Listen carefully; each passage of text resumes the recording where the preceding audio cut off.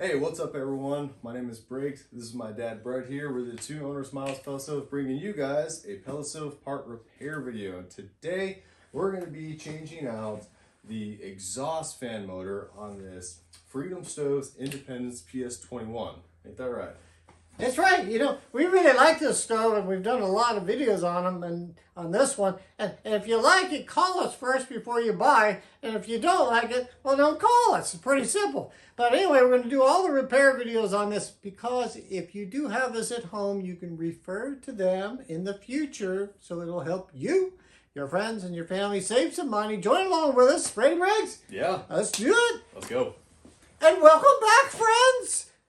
Unplug your stove. Unplug your stove prior to doing any work on it. You get it. It's in every one of our videos. These are the tools that you'll need today. A Sharpie pen. Most people have it. You get it. A Phillips screwdriver. Most people have it. And a 2.5, a 3, and a 4 millimeter Allen wrench kit. But if you have one of these stoves, these came with the stove. Big bonus.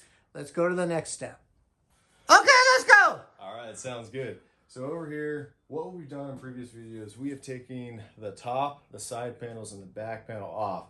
Mainly because when we're doing so many of these videos, we didn't want to put too much wear and tear on the screws. But just kind of an overall view of how you do this. For this top panel, we have it set over here. There are 4 screws, each on the corner, that you will take off. Once you have the top panel taken off, you then can focus on the side panels. They have a smaller screw right up here hidden underneath the top panel, and then you will have 2 back here. And once you take those 3 screws off on both side panels, you're able then to pull a little this way, lift, and then set it to the side. On a number of videos, you'll see the full process of that. If you'd like to, you can refer to them. But right here for this video, as I mentioned before, we're just gonna verbalize it. And same thing for the back panel. You got a couple on the bottom, and then you got about 4 on top. You can completely undo the top ones, keep these ones just loose, and then again, it's just a pull, lift, and set to the side. Now, we like taking all these panels off so you can really see what's going on in here. And where you're going to find this exhaust fan is going to be on the left side of the stove facing forward. It's going to be right here, nice and easy to access. So one thing though, to make this job easier to remove this exhaust fan, we're going to be pointing and looking at this part right here. This is the inverter of the stove. This has to deal with the battery backup. So we're going to be removing this so we have a lot more room to access these screws and then to lift and take this part out. So let's do just that. So right here, this inverter is held on by 4 Phillips screws. And we're going to just nicely take them all out. And you can use a hand tool if you like. You can use a power tool, whatever your forte is. For here, I kind of like using the hand tool sometimes because, well, as handy as power tools are, especially when you got these little screws, all it takes is for you to really just wrench it and miss the actual grip. And then you start stripping these. And well, when you have stripped screws, well, your Saturday project just got a little longer. And so we want to help you guys avoid that as much as possible. And so with 3 of them down, I'm going to take my other hand over here. I'm going to hold the inverter so it doesn't just drop down and fall and possibly damage it. So right there, we got this loose. Put to the side, come on over here. Now this is just dangling a little bit. What we have 2 wires on the top and then 2 wires on the bottom. So what we're going to do, we're going to go in here and we are going to unloosen these wires. And what you can do also, folks, you can take some tape and stuff if you don't want to lose your place, and tape and make your markings. And so right here in the video purposes, on the top one, closest to the stove, it's going to be red. Hold on. And then to the middle, it's going to be black. Hold on. You know what? Oh, you got an idea? Oh, yeah. I'm going to take this thing. I can't get the dang cap up here. Go for it. Take the Sharpie and put R. Perfect. For red. We can mark even on the inverter if you want. Black for black. There we go. But I'd use the Sharpie, but that's just old man Brett. You can use tape too. Yep, my dad's right. Whatever your forte is, folks. And so right here, you're gonna have these little annoying wires. And sometimes you might have to do a little bit of jumbling. But back here, we'll do about the same thing. So right over here, we got a black wire. We're gonna take that off. You want to mark it with a Sharpie? Oh, I will definitely mark it with a Sharpie. I tell you, if I don't mark this stuff, I forget it. Oh yeah, and you know, it is easy to mix and match and forget. That's the right one. You can double check my work if you like. So we got the black right here, and then we also got the red. But yes, very important to mark where you take these off, because if you start putting in the wrong spots, well, it may not be a very good day for y'all. So right here, with all the wires removed and everything, inverter's out. So we're gonna nicely put this to the side. So right here, you can see, looking on here, look at all this room. It's pretty nice, ain't it? Ain't it real nice? It's real nice. How many screws or bolts are holding this thing down, this exhaust motor? So for this exhaust motor, it looks like we've got about 4. Wow, which is real nice. 4. For the stoves, they got 6. So the less you have to deal with, the better. So right over here, you're gonna see this blue hose. We're gonna gently just pull that off. You can put this to the side. All reality, if you want, let's see if it'll be nice with us. You can just take this whole thing off. Just put it to the side. Just don't forget about that. And right here, over your 3 Allen wrenches, I believe this is the 3mm. Yep, yes it is. And so we're just gonna go around and gently take out all these screws. Be able to get a good... Yeah, this is a little bit better here. Yeah. But y'all, there's 4 there. Yep, just 4. And just gingerly go around and take your time. There's no rush on this. And so these front ones are a lot easier to get to. The back ones, you may have to do a little finessing. But right here, I'm using the exact same tools, the Allen wrenches per se, that came with this stove. What stove is it? It's the Freedom. It's the Freedom. It is a good stove, folks, in our opinion. But again, if you don't like it, we get it. Oh yeah. And you know, right now, this one probably is going to be the toughest one to get to, but it's not actually that bad taking it out so far. It's a little tight, but not bad. And you know, my dad and I, we've changed out a whole multitude of these exhaust fans before among a number of different models of stove. And I'll tell you, taking this one out so far, I'd say it lean more on the easier side, wouldn't you say? I think so. You know, I think a lot of these parts on this stove are accessible for the DIY or homeowner per se. You know, just to get in, and sooner or later down the line, yeah, you're going to have to replace a part or two on any pellet stove. So I think this is great. Yeah. So right now we have all the bolts removed and we can lift this up. But first, I want to direct you guys over here to the control board. So the fan itself is still plugged in. And so what you want to do, you want to follow the wire that's connected. So that black wire there. We're going to go all the way through and it connects right to the top of this piece of the control board right here. And so we want to gingerly remove it as so. That went into the green connector, right? Yep, the green connector. The green! And you know, you can do place markers if you want, but right here, you know, it's pretty right in our faces. Green one, out of all these 4 ones, it's going right there. Green one exhaust, okay. Yep, green one exhaust. We'll test our memories at the end of the video. And so, just like right over here, you're just going to be working backwards, following it and threading it through so it doesn't catch on anything. Beautiful. Let me come over here.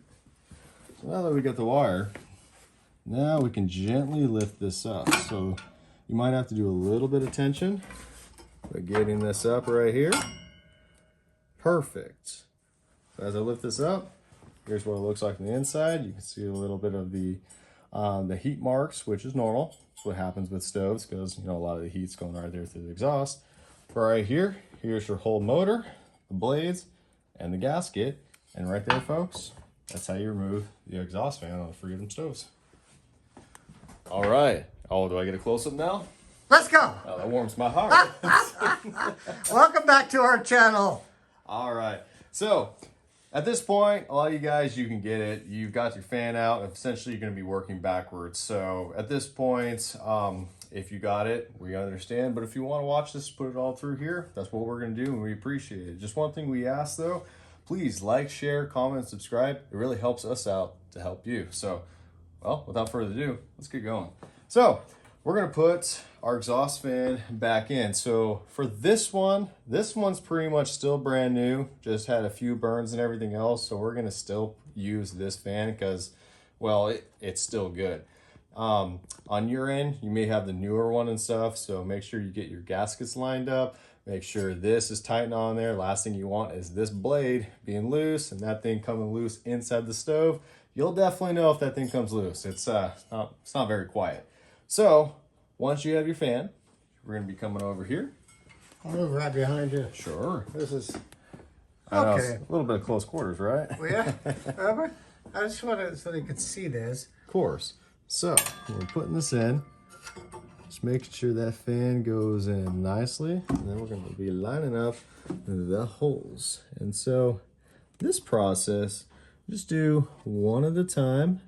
And see, right here, Briggs, it's like what you just said. Is this metal plate has a hole in it and the gasket has a hole in it. So Briggs is lining up that hole and this hole and the hole in this exhaust housing for each of the 4 bolts. Yep, I'm exactly doing that. And I do it one at a time, and I just pre-thread these screws.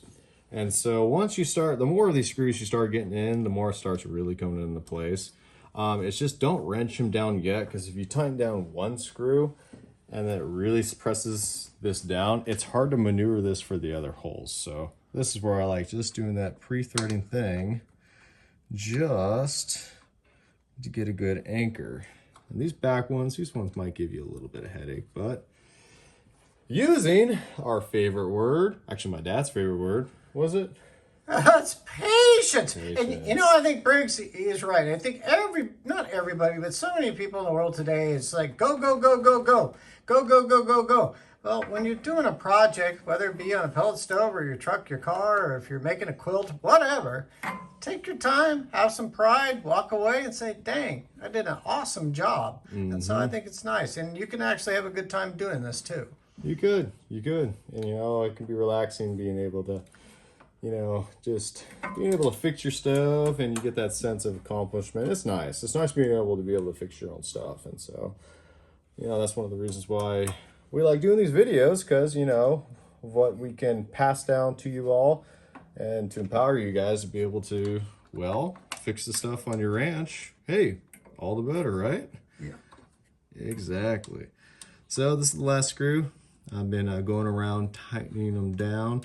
Don't have to absolutely wrench it, but just get them good and snug.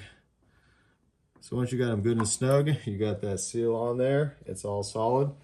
This is a fix, ready to go. So now let's focus on some wiring. So again, we're going to test our memory. We're going to go fiddle this through. I'm going to go over here. I'm going to get my wire. Have it come down. Oh, I believe I want to go one more down lower. There we go. That's a lot better. And then right here, the green one. Perfect. Green for the exhaust. So your fan's all hooked up, your fan's installed, you're good to go on that part. But right here, we don't want to forget the inverter, because the Freedom Stove has that cool feature of the battery backup system. So what we're going to do, we're looking at the bottom. We got our markings for black and red. We'll go over here. What did you use for those markings? Oh, I used a Sharpie. Oh, okay. Yeah, I used the Sharpie. That's a great idea. I know. For seniors. I know, for seniors. So yeah, we're just going to slowly go through and we're just going to reconnect those. Just a little bit. Cool. I'm going to go over here. Same thing. We're going to get the red one on. Yeah, we'll see that a little bit. Beautiful. So we got a little bit of tight fixes in here, but you know, just using our favorite word today. It's patience. Patience. But you know, you're doing it right, Briggs. You're doing it professionally. And our friends at home can do the same. Exactly. And if you get frustrated, take a break. And Okay. then come back and then finish the job. Take a break and grab a lemonade. Yep, lemonade. Or lemonade. I call it lemonade. Alright, so also don't forget these guys up here. We're going to go for red. And we'll slowly tighten them down. So we're getting caught right there. Let me get that slowly set up. I'll go over here. Yeah. So over here, we had to take a quick break, and I had to maneuver some wires and kind of take some out from the zip tie right out here because we were just a little bit short. When a lot of these things are made and stuff, they're just put just perfectly. And sometimes when you're replacing parts and putting everything else, you might just be a little short, but that's okay. You can always loosen it from the zip tie. And then once you're all done, then you can do a little bit of tightening. So just with that, we're going to resume and start putting these guys back in. So over here, we got right to red, and we're going to take our tool, and we're just going to start just tightening that, as so. Got it red up here, got it black here, and good as gold. Are you advertising the Sharpie? No, keep working. Do I need to tag Sharpie into the video? Maybe we might get a promo with them.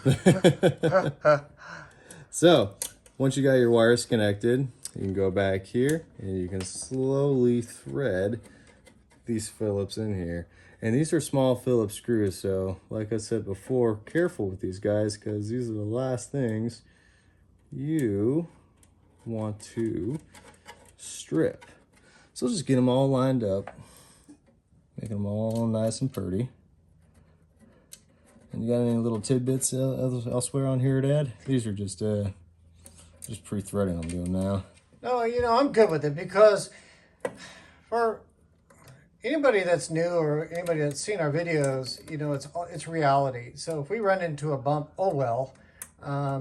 We'll tell you why we ran into a bump and rather than stage everything. So that's just how we roll, Briggs and I. And as we focus on this Freedom, again, in my opinion, I do like it. It's just easy to access everything if you need to make a repair, and it's easy to operate, and it's got lots of options.